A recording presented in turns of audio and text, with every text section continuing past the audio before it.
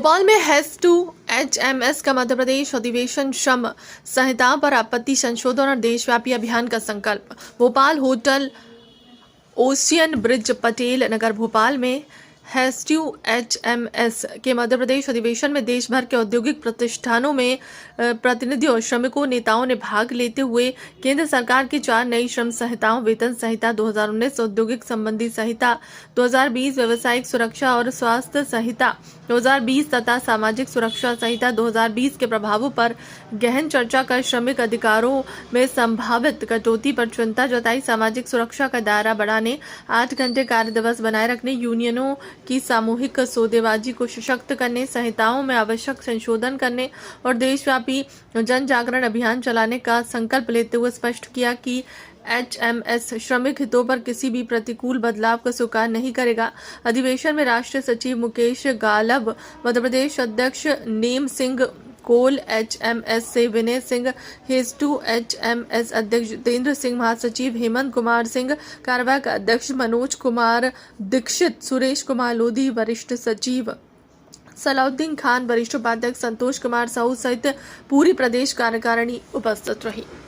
44 जो कानून थे गवर्नमेंट उसको धरा 4 कानून बना दिए। उससे हिंद सभा की जो बैठक हुई किन मुद्दों पर चर्चा हुई, क्या अगला कदम होगा? आज जो है भोपाल में मध्य प्रदेश हिंद मजदूर सभा की प्रांतीय कार्यकारिणी की बैठक आयोजित हुई है और इस बैठक में पूरे प्रांत के तमाम हमारे ट्रेड यूनियन के लीडर्स, जो यूनियन एफिलिएट हैं, उनके ट्रेड यूनियन लीडर शामिल हुए हैं और उन्होंने बहुत ही गंभीरता से विचार विमर्श किया है। जो 44 राष्ट्रीय श्रम कानून थे जिनसे मजदूरों के अधिकारों की रक्षा होती थी और कहीं भी शोषण के खिलाफ जब वो जाता था तो उसको न्याय मिलता था, सरकार ने उन 44 राष्ट्रीय श्रम कानूनों को संशोधित करके और 4 लेबर कोड के अंदर उनको विभाजित कर दिया है और वो 4 लेबर कोड में जो विभाजित किया है उसमें एक तरह से कहा जाए तो ये टोटल श्रमिकों के विरुद्ध है। किसी भी ट्रेड यूनियन की हिंदुस्तान में मांग नहीं रही थी कि इन 44 कानूनों का सरलीकरण किया जाए या इनको अमेंडमेंट किया जाए, किसी की मांग नहीं थी। ये मांग केवल पूंजीपतियों की थी, उद्योगपतियों की थी, उनकी ये मांग थी, आज से नहीं थी उनकी मांग। जब देश गुलाम था तब भी अंग्रेजों से उनकी मांग थी और क्या मांग थी कि हमें उद्योगपतियों को, मालिकों को हायर एंड फायर का अधिकार मिलना चाहिए। हायर एंड फायर का मतलब ये होता है कि जब चाहे जब उद्योगपति भर्ती कर ले, जब चाहे जब निकाल दे, जब चाहे जब उद्योग लगा ले, जब चाहे जब बंद कर दे। इस पूरी कार्यप्रणाली में कोई भी किसी तरह की कानूनी अड़चन आनी नहीं चाहिए, उसको हायर एंड फायर बोलते हैं। तो बहुत पहले से संघर्ष रखते ये लोग, तब अंग्रेजों ने भी नहीं दिया। 70 साल से जो सरकारें काम कर रही थी उन्होंने भी नहीं दिया इनको। ये अनफॉर्चुनेटली दुर्भाग्यवश 2020-21 में जब हम सारे लॉकडाउन में कैद थे, महामारी के शिकार थे, ऐसी विषम परिस्थितियों में सरकार ने इसको ऑर्डिनेंस या किसी भी रूप में उसको पारित करने का काम किया और पारित करके आज इसका गजट नोटिफिकेशन निकाल दिया है।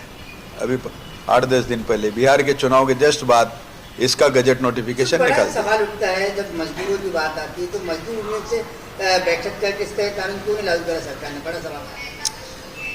जहाँ बैठक की बात कर रहे हो कि बैठक क्यों नहीं की सरकार ने, तो मैं आपको बता दूं, प्रावधान है ट्रिपार्टाइट सिस्टम में और 70 साल से फॉलो हो रहा था, लेकिन 2014 के बाद इस देश का सबसे अपेक्स लेवल है, नेगोशिएशन का फोरम है, मीटिंग जहाँ होती है ट्रिपार्टाइट, त्रिपक्षीय मीटिंग होती है, वो है ILC, Indian Labour Conference. Indian Labour Conference हर साल में एक बार होती है, जिसका उद्घाटन प्रधानमंत्री करते हैं, जिसकी अध्यक्षता केंद्रीय श्रम मंत्री करता है। उसमें पूरे राज्यों के श्रम मंत्री उपस्थित होते हैं, सारे चीफ सेक्रेटरी, लेबर सेक्रेटरी उसमें उपस्थित होते हैं, सेंट्रल ट्रेड यूनियंस के सब नुमाइंदे उसमें होते हैं और उद्योगपतियों के तमाम नुमाइंदे उसमें होते हैं और सर्वसम्मति इसको उसका एजेंडा तय होता है। एजेंडा तय करने के लिए भी ट्रिपार्टाइट मीटिंग होती है, सारा फंक्शन उसका ट्रिपार्टाइट त्रिपक्षीय होता है और उस एजेंडे पे बहुत सकारात्मक चर्चा होती थी और जिस एजेंडे पे तीनों की सहमति हो जाती थी उसको सरकार कानून बनाने की जो संसदीय समिति होती है उसके पास भेज देती थी और उसको कानूनी मुआवजा दे करके और वो पारित होता था संसद में। ये इसकी प्रक्रिया है। लेकिन दुर्भाग्य से एक बार इन्होंने की 2015 में, उसके बाद आज तक आईएलसी की मीटिंग ही नहीं कर रही सरकार, भाग रही है दूर। तो आप जो बात करने की बात कर रहे हैं ना कि बात करके क्यों नहीं सुलझा लेते, तो सरकार ने जो बातचीत का सबसे बड़ा फोरम था इंडियन लेबर कॉन्फ्रेंस, जिसमें त्रिपक्षीय बातचीत होती थी, यूनानिमस सर्वसम्मति से एजेंडा तय होता था, तो उसी को खत्म कर दिया। आज तक कितने साल निकल गए बताइए आप, 15-16 से लेके आज 25 है, एक आईएलसी की मीटिंग नहीं हुई। वर्तमान में जो 4 कानून बने उसमें इतना कड़ा प्रावधान है कि आप गेट मीटिंग नहीं कर सकते, प्रदर्शन नहीं कर सकते, और ऐसा करते हैं तो आपके ऊपर मामला पंजीबद्ध हो जाए, आपकी यूनियन खत्म हो जाए। भाई देखिए, कानून बनाना सरकार की उसमें है, ठीक, लेकिन ट्रेड यूनियन का जो खाद बीज पानी जो है वो तो यही है, आंदोलन ही है, उसको तो कोई खत्म नहीं कर सकता। आप कानून भी लाओ, कुछ भी लाओ, हमें मारो काटो, रजिस्ट्रेशन खत्म करो, ये मांग थोड़ी खत्म हो जाएगी, आंदोलन थोड़ी खत्म हो जाएगा। और आंदोलन खाली ट्रेड यूनियन का ही नहीं है, क्या राजनीतिक पार्टी आंदोलन नहीं करती?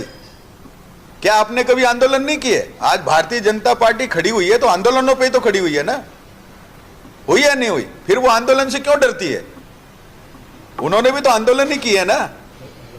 क्या सर अगला कदम क्या होगा इस पूरा मामले का? पूरी यूनियन एक साथ आके कोई संघर्ष, अभी ये 4 श्रम कानून जो 4 लेबर कोड पर लागू किए हैं इन्होंने बिहार के चुनाव के जस्ट बाद, तो सारे केंद्रीय श्रम संगठन जितने भी हैं 10, वो एक मंच पे है।